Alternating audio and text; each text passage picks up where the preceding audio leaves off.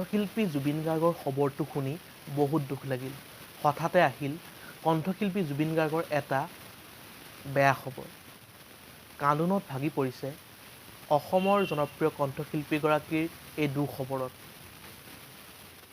অসমবাসী দুখত ম্ৰিয়মান হৈছে। নমস্কাৰ বন্ধু বান্ধৱীসকল, আপোনালোক সকলোকে স্বাগতম জনাইছোঁ আমাৰ চেনেলৰ অন্য এটা নতুন ভিডিঅ'লৈ। তেন্তে আহক আজিৰ ভিডিঅ'টো আৰম্ভ কৰোঁ।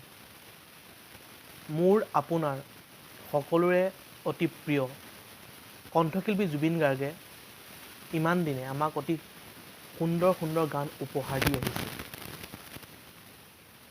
অন্তৰ খোলা জুবিন গাৰ্গে সকলোকে বিপদৰ সময়ত সহায় কৰি আহিছে। হঠাতে কণ্ঠশিল্পী জুবিন গাৰ্গৰ এই খবৰটো পোৱাৰ পাছত দুখত ভাগি পৰিছে প্ৰতিজন অসমবাসী তথা অনুৰাগী। বৰ্তমান বিহু মঞ্চ তথা ফাংচনৰ বতৰ। বৰ্তমান দেখা গৈছে যে অসমৰ ইজনৰ পাছত সিজন জনপ্ৰিয় কণ্ঠশিল্পীক মঞ্চতে অপমান কৰিছে আৰু কেইদিনমানৰ আগতে কণ্ঠশিল্পী মৌচম গগৈকো অপমান কৰিছিল। তাৰ পাছত বহুজন জনপ্ৰিয় কণ্ঠশিল্পী কিছুদিনৰ আগতে আকৌ মানস ৰবীন, মণ্টুমণি শইকীয়া আদিকে ধৰি প্ৰায় বহু কণ্ঠশিল্পীক মঞ্চত অপমান কৰি আহিছে। এইবাৰ আকৌ অপমান কৰিলে কণ্ঠশিল্পী জুবিন গাৰ্গে। বিলাসীপাৰা মঞ্চত কণ্ঠশিল্পী জুবিন গাৰ্গে গীত পৰিৱেশন কৰি আছিল। কণ্ঠশিল্পী জুবিন গাৰ্গে গীত পৰিৱেশন কৰি থকাৰ সময়ত শিলগুটি নিক্ষেপ কৰিলে কিছুমান উদ্দণ্ড মানুহে।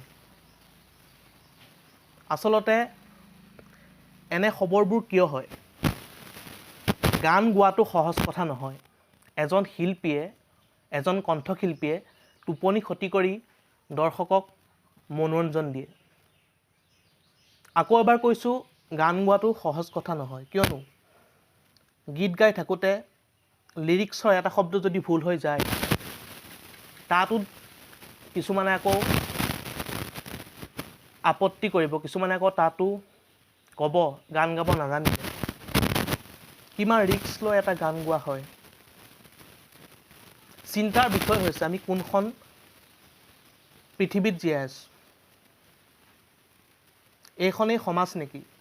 যিখন সমাজত নলে গলে লগা পাঁচজন বন্ধুৱে একেলগে কথা পাতি থাকে আৰু আপুনিও তাতো সেই কথাৰ মাজত উপস্থিত থাকে।